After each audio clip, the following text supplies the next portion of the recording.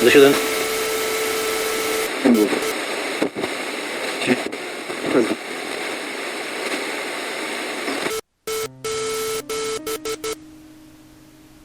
ever been told not to talk to strangers? Yeah, I've been told that a lot, and I was a very stupid kid around that time. I let myself wallow into the arms of a stranger. But I'll tell you a story. It was a bright, sunny September day in the year of 1994. I was alone on the front yard of my parents' house, and I was aimlessly walking around and playing with my toys like any regular kid would do. But then, there was a man who walked past my house. I watched him for a moment. He didn't have any hair for as far as I know, and he wore a little clothing, not being completely nude, but he walked around. It seemed like he had nowhere else to go, and that he didn't even know where to go. He scared me for a bit because he made eye contact with me for quite a while. He was very pale and skinny as well. His ribs poked out through his abdomen, and I noticed the tear in his shorts. He wore flip-flops. It was sickly. I wanted to go inside and tell my mom and dad about the man, but something about him just kept my feet planted on the ground. At around the third cycle of our street, he made gurgling noises. I felt bad for the man because his feet began to blister in the sun. He hadn't seemed tired at all from all of that pacing around. I had that feeling that I didn't want to catch eye of him walking back around my way again. I was so scared when he returned the 8th time. He had spoke random words that made no sense to me, given that I was a young child. Once he came around on the 10th time, my mother had come out, and he was just standing there. My mom panicked. She grabbed me, and I jerked away from her arms. I did not know why, but I wanted to go with him. I heard my mother call my father. She was very hysterical. My father came rushing to me, and he pulled me into the house. I fought and struggled, and I wanted to go back out. I described everything that transpired in great detail, and my parents thought that I was crazy for wanting to go with that man. But that's when my mother reminded me of the same safety tip. Don't talk to strangers. I don't want to talk with him, though. I want to see him. I want to watch him walk in that ridiculous cycle again, but they insisted that I should go to bed. I just wasn't hungry at all. I only thought of the man. I turned constantly in my bed to see him by the curtainless window.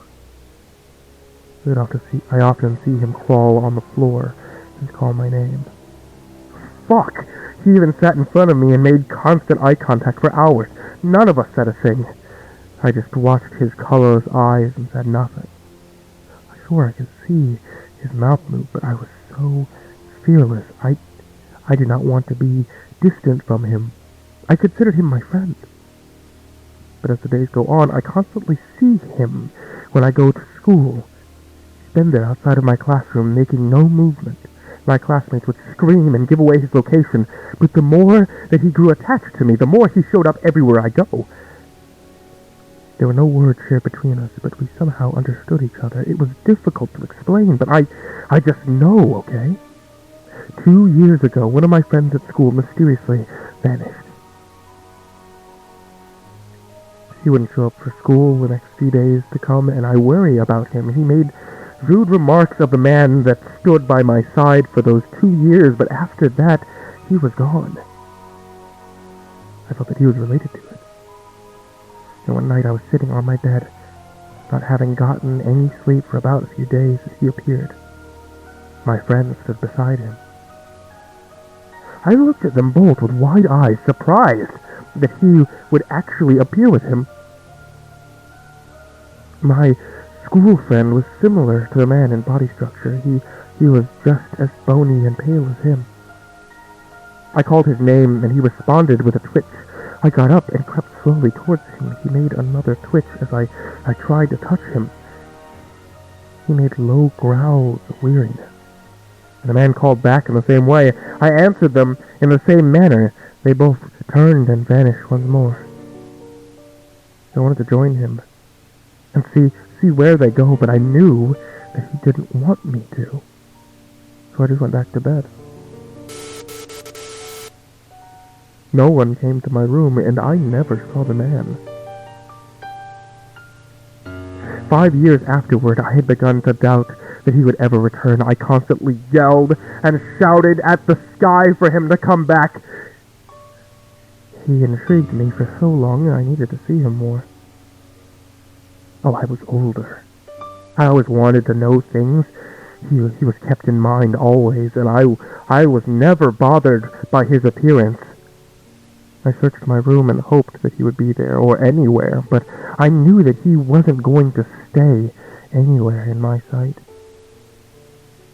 He randomly shows up.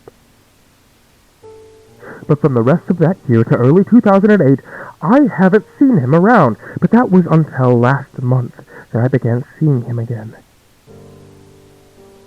He was always asking me to join him in finding children.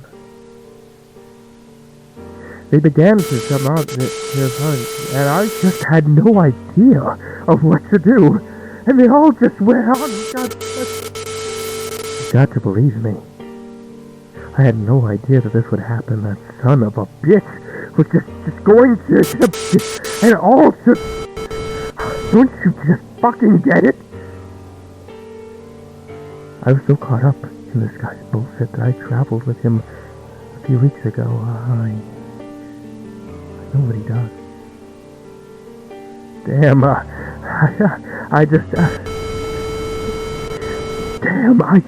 I wished I just listened to what my mother said. I wouldn't be in this fucking mess. And I know that they call him... I know that he lives at... Did you get all that? Good. Now let me go.